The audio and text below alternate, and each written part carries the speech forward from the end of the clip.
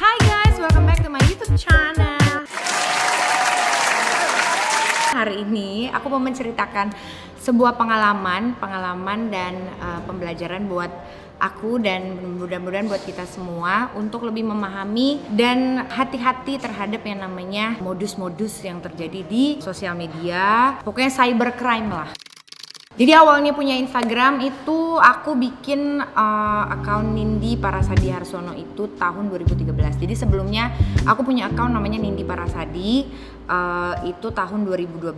Tapi setelah itu aku lupa passwordnya apa dan aku juga lupa password email aku apa. Akhirnya bikinlah yang baru.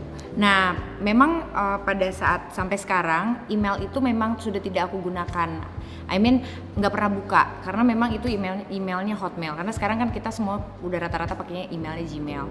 Nah, karena ini akunnya udah lama dan aku juga tidak pernah membuka email itu, sehingga aku tidak pernah tahu kalau misalnya ada terjadi sesuatu, entah itu report, entah itu apapun lah dari Instagram. Tapi kan di Instagram itu kita ada namanya kontak kan, dan kontak person yang secara pribadi dan yang juga yang untuk urusan pekerjaan. Nah, memang di situ aku mencantumkan nomornya Erik, salah satu stylist. Pokoknya itu Erik itu sahabat aku, lebih sering untuk megang account aku. Bukan Erik meretas account aku, tidak, tapi lebih kepada kadang-kadang namanya pekerjaan harus cepat-cepat untuk memposting. Nah, kadang aku itu suka misalnya lagi nggak megang handphone dan sebagaimana, sering terlambat gitu. Jadi kadang-kadang, jadi makanya aku bilang, Rik, kalau misalnya ini kamu pegang ya, jadi bisa bantu kalau misalnya memang harus urgent untuk posting. Nah, setelah itu karena memang kemarin kita ada posting pekerjaan, tiba-tiba ada kejadian masalah copyright. Jadi sebelumnya itu sudah di WhatsApp sama Erik kepada tim kita, jadi kayak untuk ini kena nih copyright, dapat WhatsApp dari Instagram. Memang WhatsAppnya itu memang kalau memang setelah udah kita teliti, memang kayaknya nggak mungkin itu dari Instagram gitu loh. Jadi Instagram help apa gitu, pokoknya ada linknya gitu loh. Tapi kalau mungkin namanya pas di awal lihat ada apa sih namanya simbolnya ya, pokoknya sesuatu yang kayak memang bener tuh di kasat mata tuh kayak real gitu loh. Tapi ternyata setelah udah terjadi, pas kita baca lagi, oh ternyata ini bukan, ini nggak mungkin seperti ini harusnya kalau memang link dari Instagramnya langsung. Nah, dan setelah itu pada hari Sabtu itu Erik udah info ke tim kita. Jadi pada saat itu dia bilang ini kena copyright. Jadi pokoknya setelah itu katanya harus diganti musiknya, tapi ternyata belum diganti ya bintangnya. Iya, belum diturunin kan. Iya, jadi hari Selasa tiba-tiba Erik di WhatsApp lagi, terus kayak dikasih tahu kalau misalnya nanti ini kalian ini tuh sudah melanggar, pokoknya ini Instagram akan menghapus account aku gitu, intinya seperti itu. Jadi mungkin Erik panik, dan ternyata Erik tuh chattingan di sana, sempat chattingan sama mereka. Jadi iya saya sudah delete kok gitu loh, misalnya saya udah hapus itu semuanya, saya udah hapus kontennya. Tapi ternyata aku nggak tahu kalau bener apa enggaknya Erik pencet link apa enggak, aku juga nggak tahu. Tapi yang pasti pada saat setelah itu diturunin kontennya, Erik mencoba untuk masuk ke Instagram aku, dan pada saat itu masih bisa gitu loh. Jadi masih bisa. Jadi dari Safari, jadi dari web browser dia coba untuk cek. Terus habis itu Erik telepon aku, suruh aku ganti password. Aku belum ganti, ternyata udah nggak bisa, akunnya udah ke-lock out sendiri, dan Eriknya padahal Erik di awal masih bisa masuk. Jadi kayaknya kalau menurut feeling aku, menurut ya analisa awamnya, mungkin pada saat dia chattingan atau apa, pada saat kayak sudah mengokekan, sudah delete, jadi dia kayak punya sistem software sehingga dia tuh kayak phishing gitu ya. Kayak ngikutin, ini nih passwordnya, ini nih seperti ini. Jadi pada saat itu langsung dia hapus semuanya, langsung dia ganti emailnya, langsung dia ganti nomornya. Ya udah deh, aku udah hilang.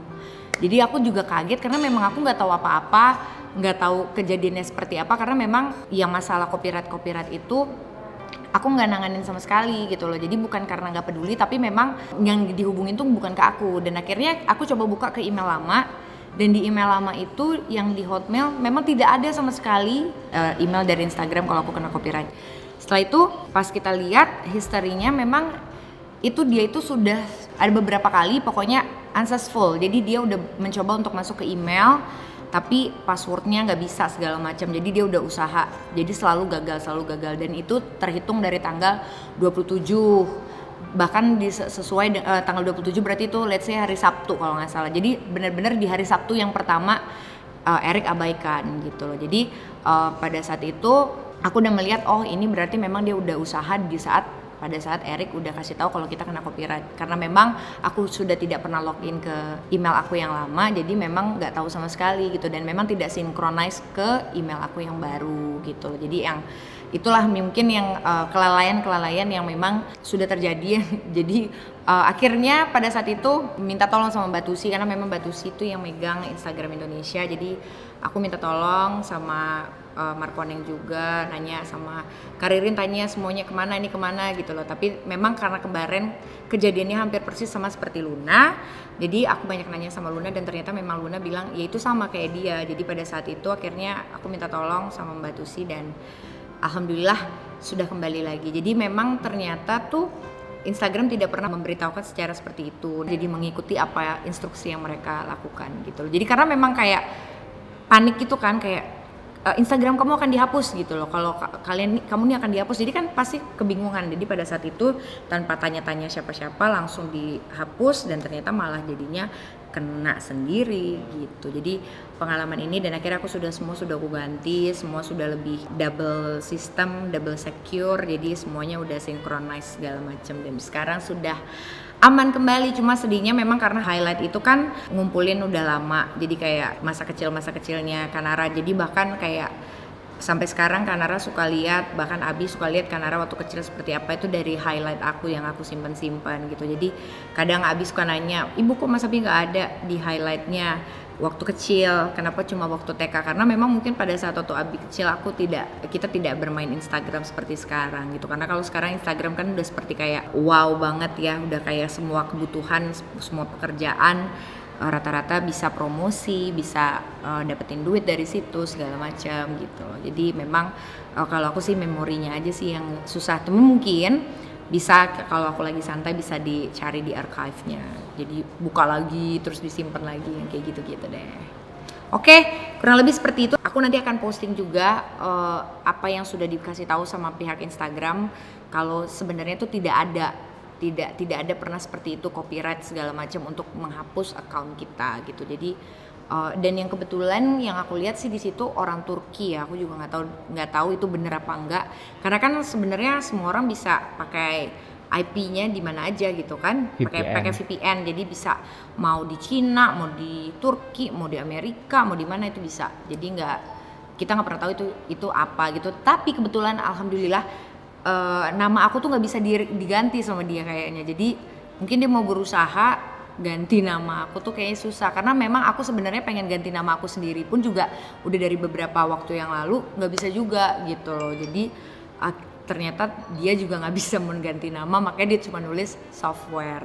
Aku juga nggak tahu maksudnya apa, cuma pesannya ya kita harus lebih mau sendiri, hati-hati kalau membaca sesuatu, ditelaah 2 kali. Intinya adalah sekarang ini banyak banget modus apapun itu, dengan segala berbagai macam cara.